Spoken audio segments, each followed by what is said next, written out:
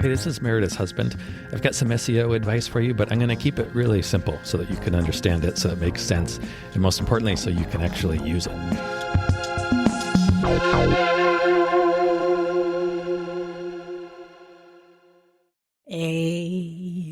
You want to talk about AI? Oh boy, do I ever. How to use AI and how not to use AI for SEO. We've done a couple of these, but this is kind of an ever-evolving topic. Yeah. AI? And there's been some new developments. There are always going to be new developments with AI. Yep. I'm going to give you, not the newest developments, I'm going to tell you what Google has said. Okay. Because since our last episode on AI, Google has come out and said, in response to somebody asking, hey, does content written by AI, how do you view it? Penalized? And John Mueller, who is the spokesperson on things like this, has said, is it helpful content? We reward helpful content, which has always been the case. You remember we had an episode, there was a big Google update like a few months ago. Yes, I do. I actually do. It was called the Helpful Content Update. Yeah. And it was like really big news. And I was kind of surprised because this is always what Google has been done. They've always, since I can remember, tried to reward content that is helpful and promote content that is helpful. Yeah. So this update was just the first time they really kind of named that and put that into words. That was the last update. That was the last major Google update to the algorithm. That you addressed here. I did. But what does that mean? What is helpful content? Yeah. And this is something that Google has come out and they have verbalized, and this is all they're saying about AI and content generated by AI. Currently, right now, they're saying, is it helpful content? So that seems to suggest they don't care if it's written by a machine or a person. Is it helpful to people? So I'm going to talk about what does that mean? How to go about that? How do you use AI to create helpful content? What is helpful content? Because initially wasn't it banned? Weren't they saying that anything written by AI was? It wasn't AI, and that's what I talked about in one of the earlier episodes on AI. And I'll talk about that, and I'll kind of clarify because Google is protecting against something. Okay. And you want to know what they're protecting against so that you don't do it. Yes. Because then you'll be demoted in rankings.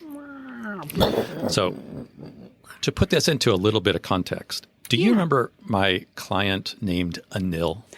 No. Years ago. Years and years. He was an Indian gentleman. Oh, yeah, I do. I really didn't like him very much. Maybe you'll beep out his name.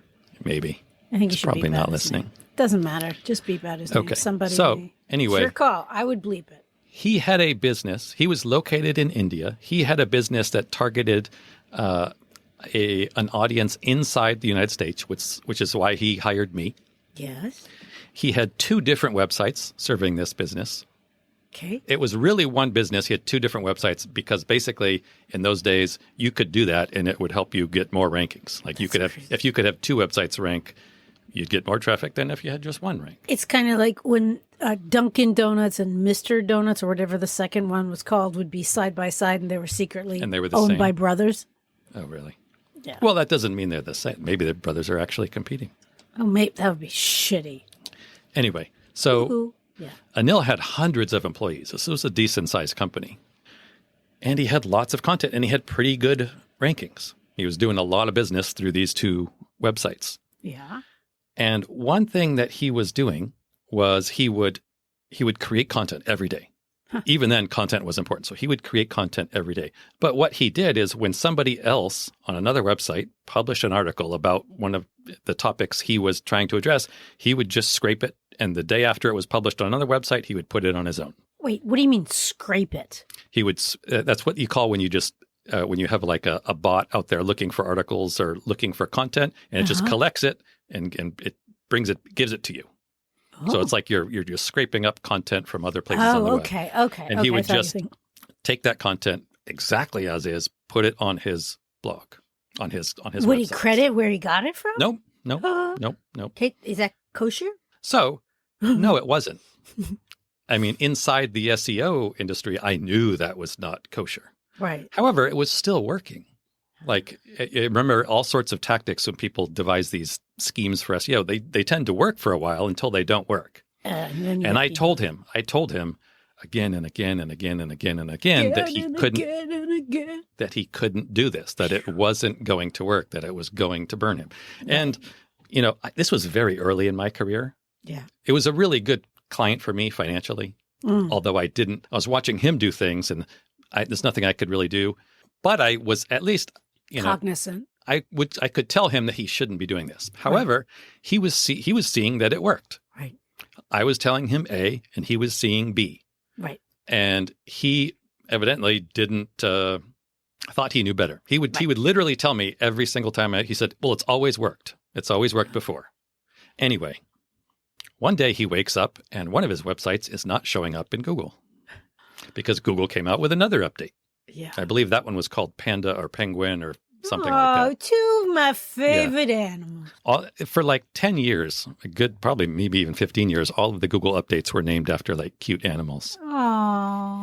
People have suggested that it's to take attention away from the fact that it ruined people's businesses. Yeah, exactly. Fuzzy bunnies. Anyway, so Anil's business was cut in half, literally instantly. Right. Now his website wasn't kicked out of Google, but he had like literally hundreds of number 1, number 2, number 3 rankings, and suddenly he was in the 90s or not even in the top 100. So at that point, the writing was kind of on the wall. Yeah. And he was looking through a microscope. Oddly enough, he then came to me and asked why I never told him. Are you kidding me? Yeah. At that point, I dropped him as a client. Yeah. At that point, I dropped him. And he still had one website that was functioning, but he had a lot of work to do because it had thousands and thousands and thousands of pages of content that was just taken from other websites. Good gosh. I don't know what has happened to him since, but I looked for that website a few years ago, and it's, I think they've vanished. Yeah. So that was an example of content that was not helpful. Right. Okay. You're not helping, and you're just stealing other people's content. Yeah. Google put an end to that. But what did people do instead? They tried to do the same thing. They looked for other solutions. And one of the things that came about soon after was article spinners. Mm-hmm. This is like, it's not AI, but it's like some sort of software where you write an article, you upload your article to this software, and it changes it enough so that it looks like a new article, but it does it in like 60 seconds. And you can take one article, you can turn it into 10. I think they still do that, right? Probably. Yeah. Newer versions of that. Yeah, because I've seen there was just an article about this TV show and that the people running it were horrible. And then I Google the people's names and there's a whole bunch of articles that pretty much all say the same thing. Maybe. Yeah.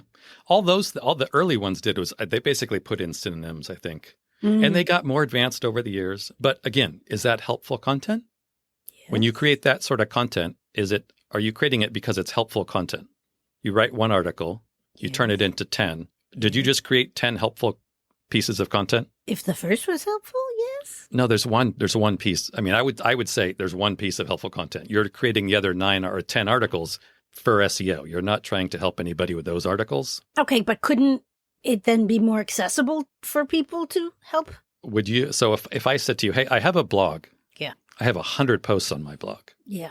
It talks about how to do X, how to become a better photographer. Mm-hmm. And then you look at those articles and you realize somehow it's just one article. Oh, I see. Yeah. Okay. Yeah. I didn't have the context. Yes. Yes. Okay. Right. Yeah, then if you keep looking at other articles thinking you're going to get more information, but it's the same damn thing. It's the same one with synonyms, and so they move the paragraphs around. Okay, yes, I'm awake. Now, along comes, many years later, and there's been numerous iterations of that. Along comes AI. Okay. And one of the early promises of AI is that it can do that. It can do a bunch of stuff. Right. But in terms of generating content, especially for SEO, it can do a couple things. It can do that exact thing. You can spin content. It can also create content from scratch. One of the first appearances of AI in software that consumers could use was like, let's write your blog. Right. And it would just write something from scratch. You just give it your keyword and it would write an article. Now, how do you suppose Anil would use that?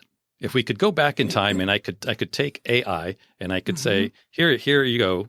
Now, Anil knows that he can't steal other people's content. He knows that he can't take an article and spin it. Mm-hmm. How do you suppose he would use AI? Would he just put in one thing and then I would bet that he would put in his keywords and tell AI to just write a bunch of articles for him. Right. And he wouldn't really care. Yeah. Does that sound like it would be helpful content? And let's also consider, where does AI get its information? That's what I was just going to say, because it seems like, is AI reading everyone's blog? So AI gets all of its knowledge from information that's already out there, right? Okay.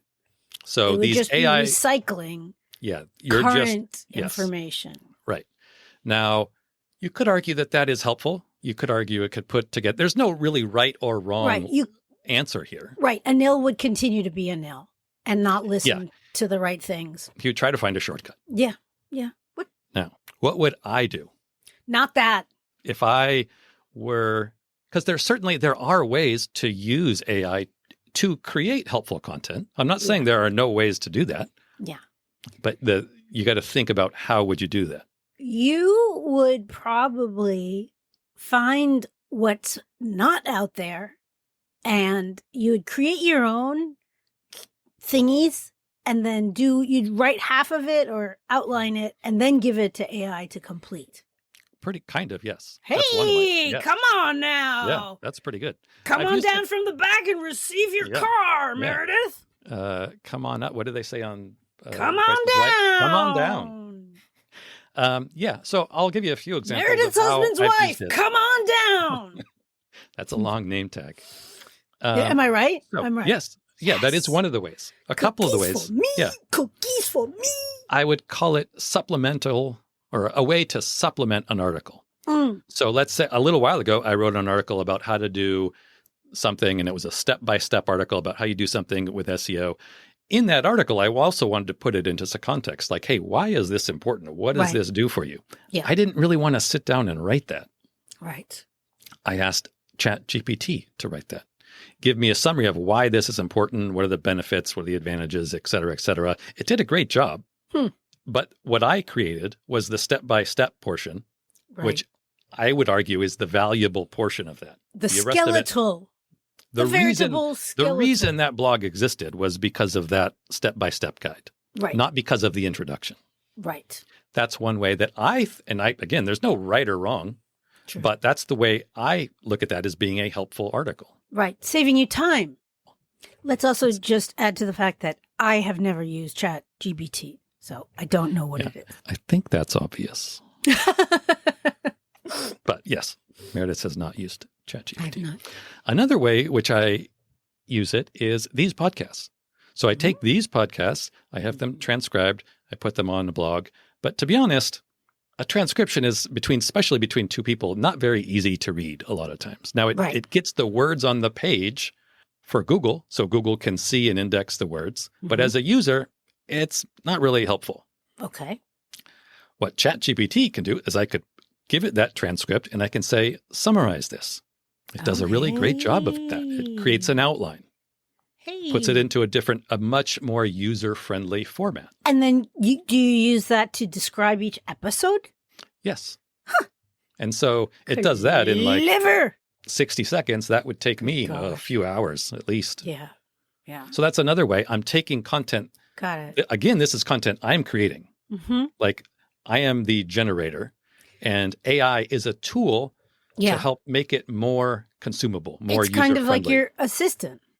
Yes. You say, hey, here, okay, I'm doing good today. You are doing good. I get cookies and ice cream. That you have here are all the points I'd like you to write out. Yeah. You can hopefully see that AI is a tool. It is not the solution. Right. Does AI have a sense of humor? I doubt it. So if you say, hey, write this, funny. Well, I have no idea. I haven't tried that yet.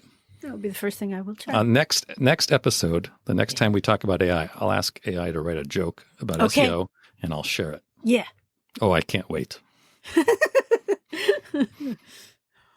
Actually, I am kind of curious. I'm very curious.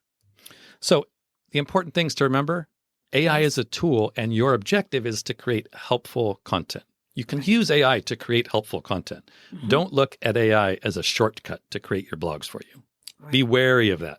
Yeah. Just be careful of that, knowing what's happened to Anil Beep. and people like Anil Beep. in the past. Thank you. It's incredibly exciting. I mean, I know that you could do that easily if, right? I wanted more of a challenge, so I married you. It's best. That was a pretty good one.